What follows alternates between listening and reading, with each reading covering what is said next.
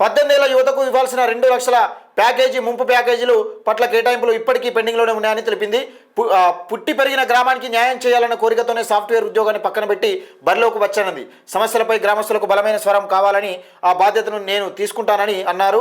గ్రామ సమస్యల పరిష్కారానికి తన తండ్రి చల్లా బాలరాజు సంవత్సరాలుగా చేస్తున్న పోరాటాన్ని ఆమె గుర్తు చేశారన్నారు. ఇలా తండ్రి వీడియో కూడా చూపిస్తాను, నా దగ్గర ఉన్నది.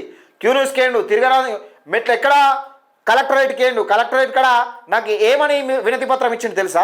నాకు ఆత్మహత్య చేసుకోవడానికి మనం ఏది చావడానికి పర్మిషన్ ఇవ్వండి, ఆత్మహత్య చేసుకుంటాని అప్లికేషన్ పెట్టుకున్నాడు.